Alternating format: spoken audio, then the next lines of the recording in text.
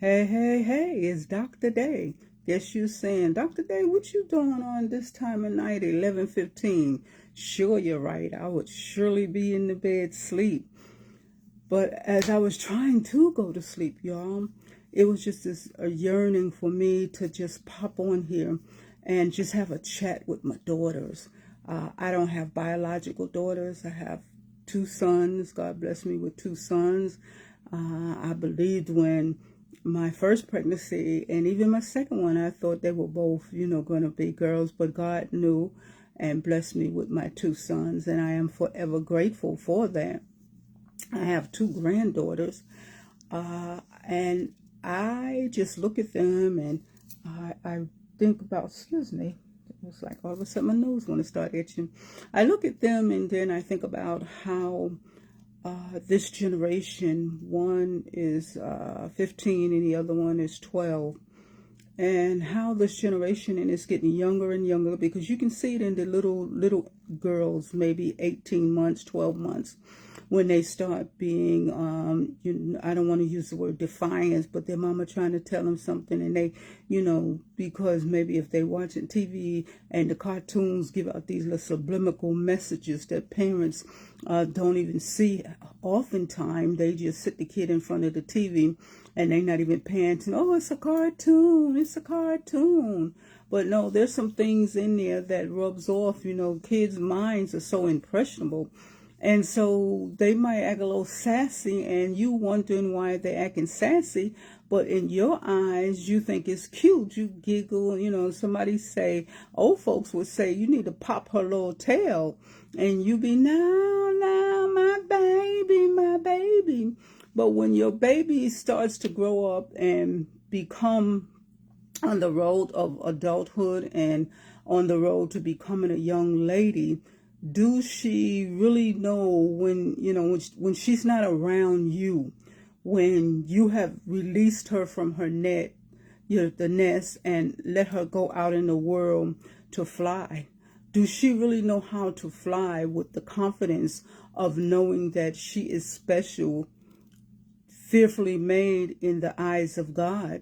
And so the things that I see on these reels and social media, it's just unreal. And it's not cute, and I know it's about, and all that stuff, but you are fearfully and wonderfully made, marvelous in the sight of God. Do you know what that means? That God made you just a little lower than the angels. You have more power within yourself to say no. I know we were born into iniquity. People always want to use that, and that's a true fact. It is. The Bible tells us we're born into iniquity, so we're born into sin. But that doesn't necessarily say you have to stay in sin. God gives us choices. That's one thing about God. He gives us choices. We either can go with the flow and take the high road, or take that low road, and at the end the flow will stop flowing, and it will not be something that's flowing that's going to quench you, but it's going to be something that's flowing that's going to like scorch you, truth be told. If you get what I'm saying. But like I said, I was laying in bed and I just wanted to come on here and chat as a mother. Like I said, I don't have any daughters, just my daughters. Whoever's listening to this, or if you have a teenage daughter, let them listen to this. Baby, you are so beautiful. You don't need someone to validate you and someone to make you feel less than. I know those things, when you allow that to happen, they become inner wounds. And those wounds are so infected with hurt, disappointment, that it causes you to act out on the outside, causing now scars that, can readily be seen, whether you know it or not. Yeah, men know when women are desperate. Men know when women have low self-esteem. You don't have to say nothing to them. You don't have to pretend and, act like you got it all together, with the popping of the hands and the twisting of the neck and all that stuff. You don't have to do all that, because a man, soon as you open your mouth, because you haven't been taught how to be a lady. And maybe your surroundings, unfortunately, some of us surroundings weren't good, but you didn't have to stay in the surroundings. Even if you didn't know what the word of God says, we in this world, but not of the world. But you have enough common sense to know that whatever Pookie and Bebe and them was doing, and you didn't want to do it, you had a choice not to do what Pookie and Bebe did. The choice was yours. But because you haven't learned to accept who you are and you want to be accepted by everybody else, then that's when you find yourself in the situation that you're in. So like I said, I was just laying in the bed and it just came across me. And like I said, it just hurts my heart. And I'm quite sure if it hurt my heart, I know it's got to be hurting God's heart for his creation to be doing the things that you're doing, to be wearing the clothes that you're wearing, leaving nothing for the imagination. And you probably say, yeah, I heard all this before. But evidently you heard it, but you didn't receive it and you didn't understand what you heard. You just heard some words, but you didn't get into the real depth of what it meant to be a lady. It took years of me going through things that I have gone through. And that's why I like to share with, the young ladies when I'm mentoring them and I'm talking to them. I have to just be real and, let them know point blank. Dr. Day ain't always been saved all her life. There were times when Dr. Day had low self-esteem. If you know my story, I grew up in New York, and one day I went outside to play, and because I was the darkest person in the neighborhood, they, start calling me names. And my great-grandmother, Rachel, was from Alabama visiting, and she said, "Baby, what's wrong with you?" And I said, "That little boy called me." And she said, "Baby, put your hands on your hip and tell him the blacker the berry, the sweeter the juice." And I never forgot that. And so when I did get into relationships, I knew my value in my worth, but I knew it just this much because I still had to learn a little bit more. So you got to learn who you are. You can't expect nobody else to teach you who you are. The learning of who you are comes from you.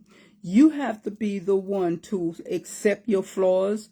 You have to be the one to accept all the good things about you. Whatever the qualities about you, whether they be good or bad, ladies, you have to accept it. You don't need another person to validate and to say that you're this and you're that. Because 9 times out of 10, the little boys that's telling you this or that, they lying. Because they got one thing in mind, because they haven't been taught to be men.